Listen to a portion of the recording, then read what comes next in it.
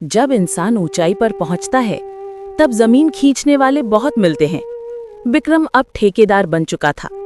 उसकी मेहनत, ईमानदारी और सच्चाई की चर्चा पूरे शहर में थी। हर कोई उसे विक्रम साहब कहने लगा था।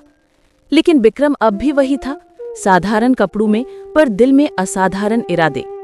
हर सुबह वो काम पर जाने से पहले बत्रा साहब की तस्वीर के सामने हाथ जोड़ता और वही एक वादा दोहराता, अब कोई गरीब मेहनत करने के बावजूद भूखा नहीं सोएगा। कुछ हफ्तों बाद शहर के मेयर ऑफिस से बुलावा आया। विक्रम कंस्ट्रक्शन को एक बड़ा ठेका मिला था, एक सरकारी हॉस्पिटल बिल्डिंग बनाने का। ये प्रोजेक्ट बड़ा था, कई करोड़ का काम, सैकड़ों मजदूर और शहर की निगाहें उसी पर थीं। विक्रम ने प्रोजेक्ट देखकर कहा, अगर ये बन गया तो हजारों गरीबों को इलाज मिलेगा। उसे नहीं पता था यही वो रास्ता है जो उसे इंसान से लड़ाकर सिस्टम से भिड़ाएगा। ठेके की मीटिंग में कुछ अमीर बिल्डर बैठे थे। श्री मल्होत्रा, शहर का सबसे बड़ा ठेकेदार, जो रिश्वत देकर हर सरकारी काम हथिया लेता था। मल्होत्रा ने विक्रम की तरफ देखकर हंसते हुए कहा, अरे ये तो वही लड़का है जो ईंट ढोता था ना। सभी अफसर मुस्कुराने लगे। विक्रम ने शांत स्वर में कहा, हाँ, वही जो अब अपने दम पर इमारतें खड़ी करता है। कमरे में सन्नाटा छा गया, लेकिन मल्होत्रा की आंखों में नफरत उतर आई। देखना, इस मिट्टी के आदमी को मैं वापस मिट्टी में मिलाऊंगा, उसने मन ही मन ठान लिया। 2 दिन बाद एक आदमी विक्रम के ऑफिस पहुंचा, सूट बूट में, हाथ में फाइल और मुस्कुराहट लिए। विक्रम जी, प्रोजेक्ट के सारे कागज तैयार हैं, बस कुछ औपचारिकता बाकी है। विक्रम ने पूछा, कौन सी औपचारिकता? वो बोला, सरकारी दस्तखत से पहले हर ठेके में थोड़ा सहयोग देना होता है। आप 10 लाख रुपए दे दीजिए, काम आराम से चल पड़ेगा। विक्रम ने उसकी आंखों में देखा और कहा, साहब, मैं रिश्वत नहीं देता, मैं ईंट से ईमान बनाता हूं, दीवार से धोखा नहीं। वो आदमी हंस पड़ा, फिर देखिएगा काम रुक जाएगा। विक्रम बोला, अगर सच्चाई के रास्ते में रुकावटें ना हो तो वो रास्ता सच्चा नहीं होता।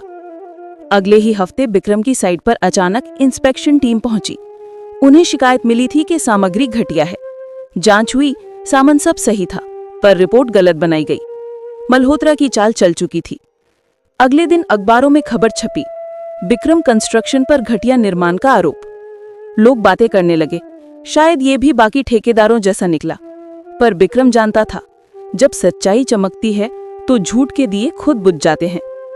काम ठप पड़ गया था, मजदूरों को वेतन नहीं मिल पा रहा था, कंपनी के खाते फ्रीज कर दिए गए थे।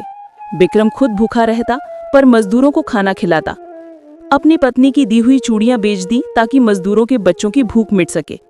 रात को वो छत पर बैठकर सोचता, क्या यही है इंसाफ? फिर बत्रा साहब की आवाज गूंजती, विक्रम, हिम्मत हारना नहीं, तो अब वो दीवार है जिसे कोई गिरा नहीं सकता। विक्रम ने हार नहीं मानी, वो सीधा मेयर ऑफिस गया, कागजों के साथ हर रिपोर्ट दिखा दी।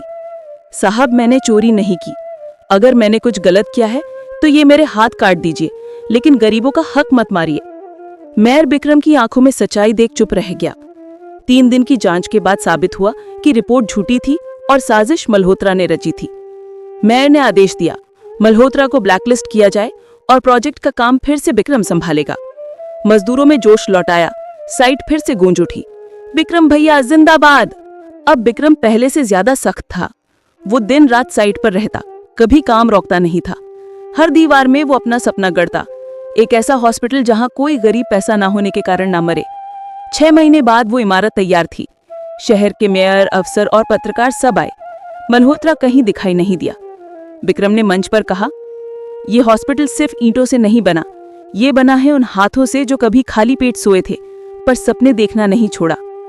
लोगों की आंखों में आंसू थे। तालियों की गड़गड़ाहट ने आसमान हिला दिया और मेयर ने घोषणा की, विक्रम को इस साल का सिटी बिल्डर अवार्ड दिया जाएगा। उस रात विक्रम अपनी माँ के पैरों में सिर रखे बैठा था। माँ ने पूछा, अब तो बेटा अमीर हो गया, अब क्या करेगा? विक्रम बोला, माँ, अमीरी पैसे से नहीं होती, अमीरी तब होती है जब तू अपने जैसे 100 विक्रम खड़े कर सके। माँ मुस्कुरा दी, लेकिन उसी वक्त दरवाजे पर दस्तक हुई। एक सरकारी अफसर आया और बोला, विक्रम जी, दिल्ली से कॉल आया है, आपको प्रधानमंत्री आवास योजना के लिए पूरे प्रदेश में काम देना है। विक्रम की आंखों में आंसू आ गए। साहब, बत्रा साहब, आपका लड़का पूरे प्रदेश की छत बना रहा है। जब इंसान ऊंचाई पर पहुंचता है तो नीचे से लोग ताली भी बजाते हैं और पैर भी खींचते हैं। अब विक्रम के सामने है एक और चुनौती, राजनीति, ताकत और प्यार की तिकड़ी, क्योंकि दिल्ली में उसे मिलना है एक ऐसी लड़की से जो उसके दिल को बदल देगी, पर साथ ही उसके सपनों की सबसे बड़ी परीक्षा लेगी। पार्ट 5 में आपको देखने को मिलेगा दिल्ली की दीवारें, जहां विक्रम का दिल और दौलत दोनों परखे जाएंगे।